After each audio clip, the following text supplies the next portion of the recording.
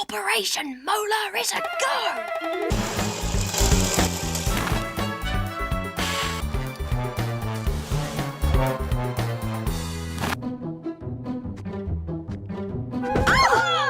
Henry, what are you doing? He thought it was just another prank, but this time, the joke's on him.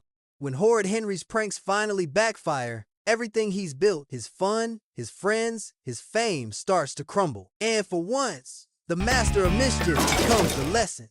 This may look like another one of Henry's silly pranks, but it's not what you think, because this time, the prank hits back, and for once, it's Henry who ends up paying the price. Horrid Henry lives for chaos. If there's calm, he ruins it. If there's order, he breaks it. Mischief is his comfort zone. He calls it fun. Everyone else calls it exhausting.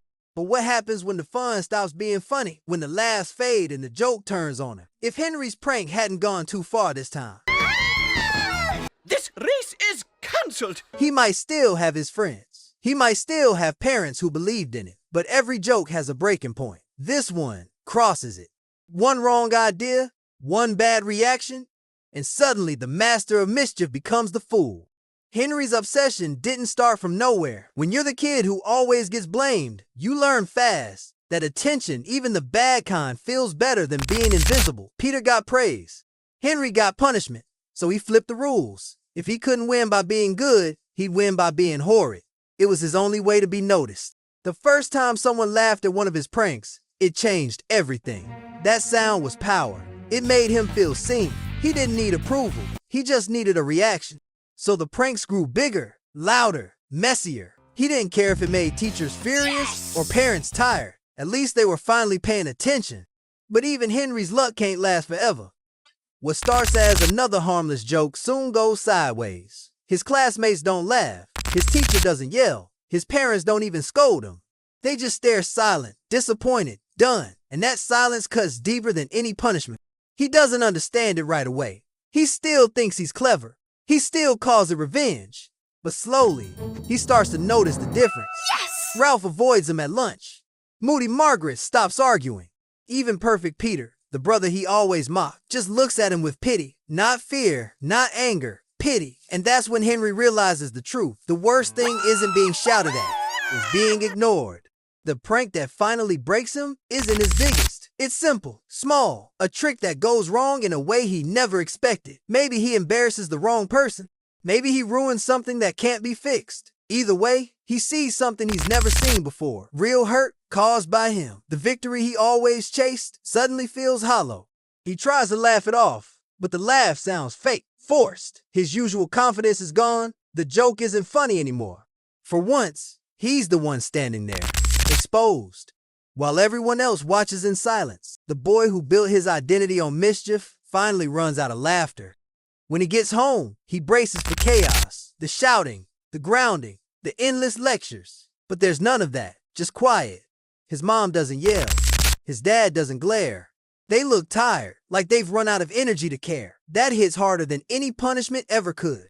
The house feels empty. Even the cat won't stay near him. He sits alone, hearing only the echo of his own thoughts. For the first time, he sees what all those years of trouble really built. Not freedom, but distance. Every prank, every laugh, every clever trick pushed people further away. Lying in bed, he replays it all. The pride, the laughter, the moments when he thought he was winning. Now they all blur into one long mistake. Maybe the world was right to call him horrid.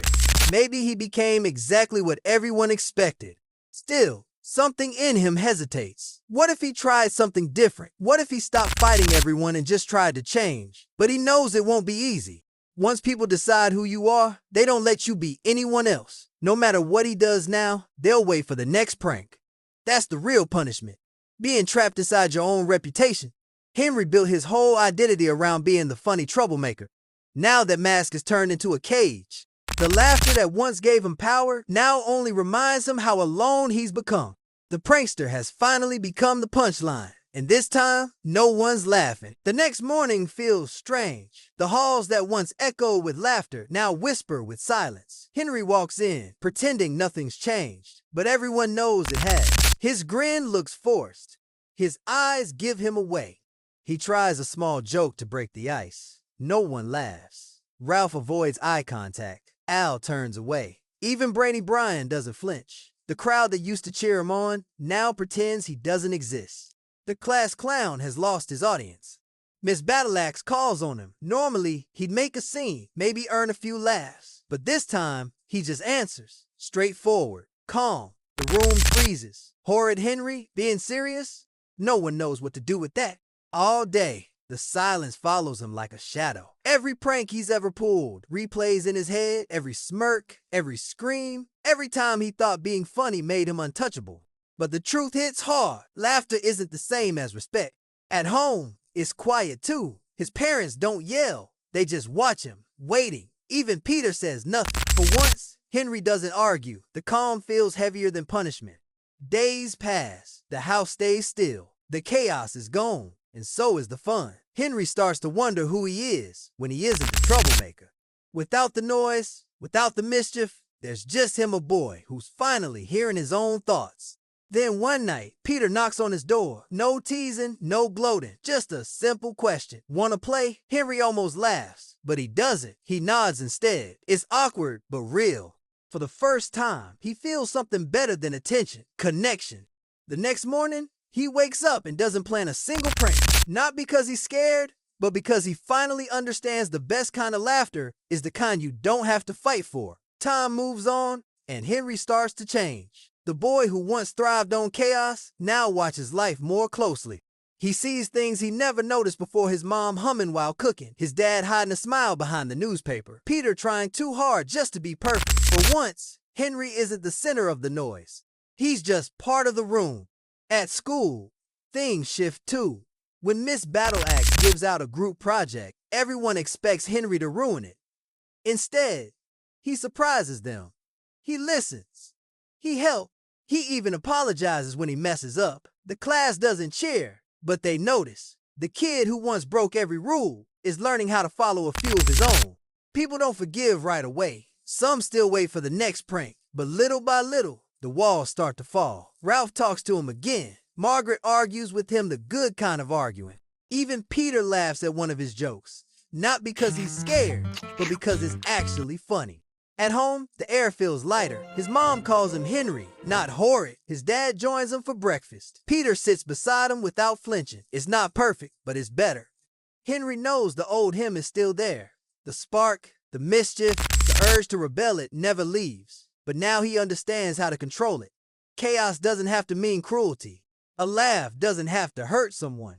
One afternoon, he sees a younger kid setting up a prank. Henry smiles, remembering himself. He doesn't stop the kid, but he does whisper, "Don't take it too far." Then he walks away.